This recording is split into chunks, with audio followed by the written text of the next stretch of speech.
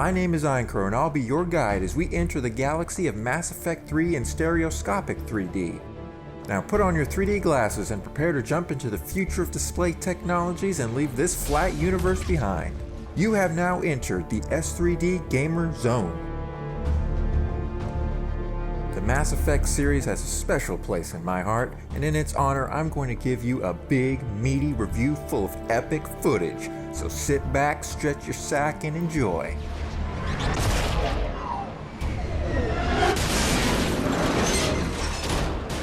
This war has brought you here today. It will define each of you. One way or another, this war ends today. This is it, the culmination of 5 years of epic sci-fi spread across 3 contiguous games. The climactic return of the Reapers from the void between the galaxies has exploded in full fury. The Mass Effect series promised an ambitious trilogy of games with consequences that pass beyond the boundaries of individual installments.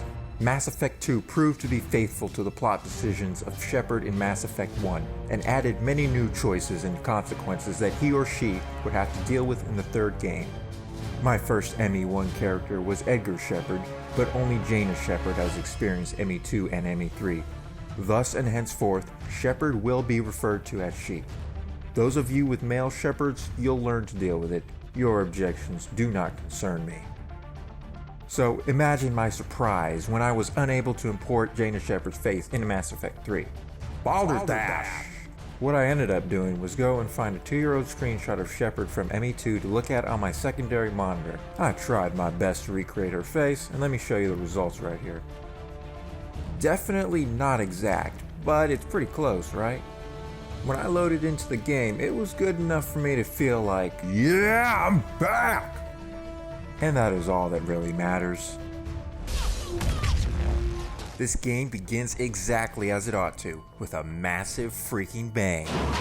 No time is wasted getting to the dreaded moment we've been building toward for 5 years. The Reapers ain't coming down the pike, someday. No, they're here now. As soon as we visit Earth for the first time in Mass Effect, we immediately bear witness to Vancouver under siege from mega machines. Shepard narrowly escapes thanks to a last-minute save by her former command, the Normandy SR-2.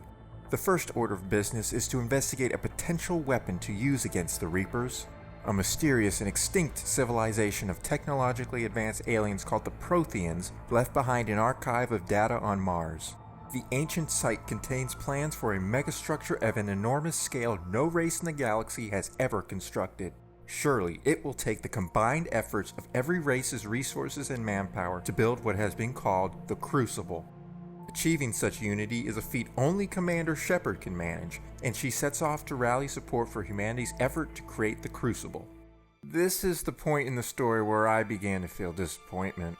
The game had begun exactly as I had hoped it would, with me in the middle of this gargantuan scale conflict.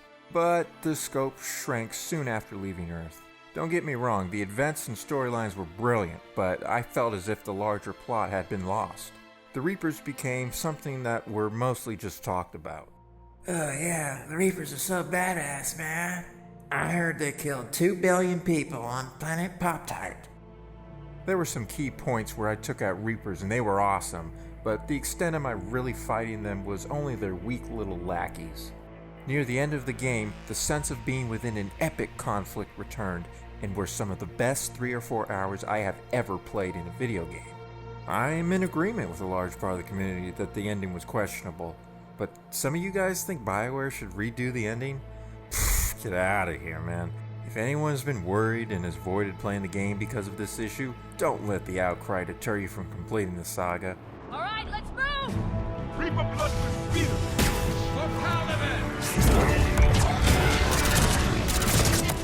If you played Mass Effects 1 or 2, then you already know what you're getting into with the third installment. If you played Mass Effect 2, then you know what you're getting into with the combat and squad development systems. If you have played neither Mass Effects 1 nor 2, then you don't know jack. Eat this! Jack? No, not that Jack. You don't know this Jack if you're new to the series. The Jack I was talking about is... Look, just go and play starting with Emmy with fun. You don't want to jump into this series anywhere except way back on Eden Prime. Okay, so you don't know what that is yet, but Your orders have been given, noobs. carry on. Story, dialogue, decisions, and choices are at the center of all the Mass Effect games. With 2 games with player choices to take into account, the differing permutations the journey can take are numerous and significant. My renegade Shepard had some weighty decisions that absolutely shocked me with the brutality. I won't forget this, Commander. A bully has few friends when he needs them most. The character development elements of ME1 were heavily cut for ME2, and that same streamlined system is back in ME3. Many new additions have been made, including weapon mods, branching power selections, and the ability to learn powers from Shepard's companions. Acquiring new armor, weapons, and mods is a constant process. They can be bought at Citadel shops and also can be found lying on the ground in combat zones. Hey, don't you think someone fighting in the area might need the armor? Yes, but he'd probably still die even if he was using it. Huh? His blood would get into the servos and mechanisms, rendering it permanently inoperable. Oh yeah, I see what you're saying. Best if we just take it. The galaxy map remains mostly unchanged. There are scores of planets to read about, which is something I have always enjoyed from Game 1. A new resource collection system has replaced the horrible surveying of ME2. The Normandy scans its surrounding area for credits, artifacts, spare fuel, and war assets. The Reapers are attracted by scans, and only 2 or 3 scans brings them into the system, eager to nibble upon my ass. This is irritating to no end, forcing me to leave and re-enter the system over and over until I can find everything. Surveying like this is fairly important since the war assets that are found tie into the new Galaxy at War system. This mechanic tries to connect the multiplayer to the single player, though the best outcomes at the end of the campaign are said to be possible through single player alone. Multiplayer is a co-op horde mode survival game with you and 3 other players against 11 waves of enemies. Each of the 3 factions of bad guys from the main game fight against your team. Experience and credits are gained to be put towards leveling up your class and purchasing equipment packs. 6 classes with customizable power sets and dozens of weapons and upgrades are there to earn. A brutal grind awaits you. I'm not really into that unlock 10,000 upgrades stuff, but you go on and enjoy yourself.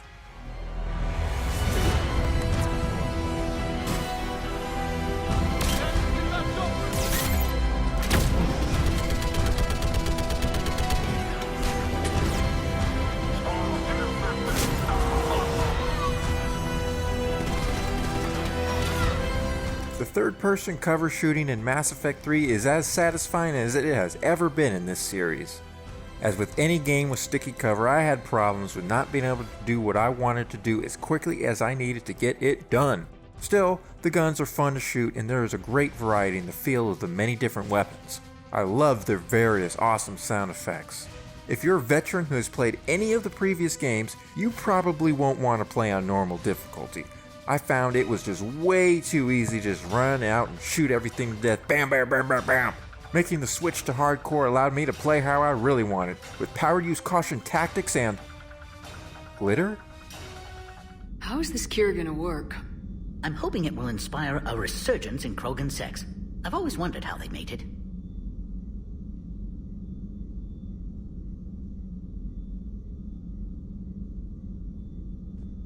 Not what I meant. Moving along. If you've seen my mini review of Mass Effect 3 stereoscopic rendering while using NVIDIA's 3D Vision drivers alone, then you know that this game has problems. Fortunately though, not all is lost. I have it on good authority that ME3 renders very well with DDD's tri-def stereo drivers. The 3D Vision platform was saved by the hard work of an intrepid man known as Helix. Using the Helix mod system he developed to enable the improvement of stereo rendering in nearly any DirectX 9 game, he spent countless hours making fixes to hundreds of broken shaders. Now if we could get a fix for Mass Effect 3's distinct lack of a film grain option. Yeah, we're going there. Where is my film grain? Let's continue. I played a combined total of 55 hours of campaign and multiplayer, and all of that playtime was in S3D with 3D Vision and Helix's Helix mod fixes. 32 or 33 of those hours were the campaign. On occasion, I tried turning off the 3D just to check out what most gamers are working with.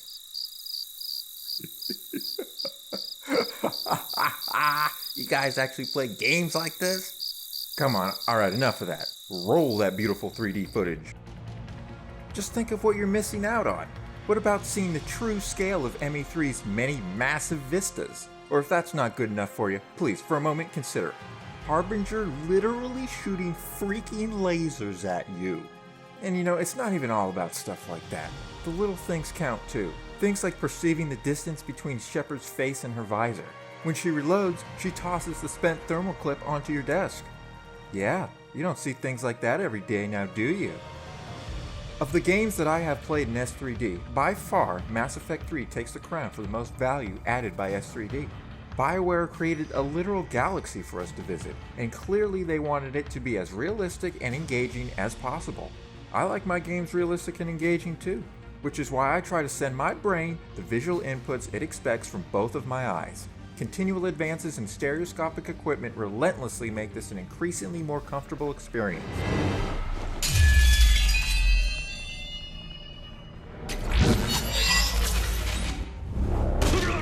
You son of a bitch!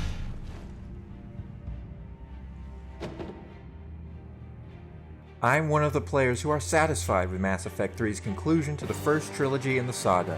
Sure, if I think about it, I have ideas that are subjectively better than what we got in-game. But when the end credits rolled, I had a feeling of closure for Jaina Shepard. Mass Effect 3 gets a 9 for me for an outstanding gameplay and storytelling experience. How will I score the value added by Stereoscopic 3D? Without reservation.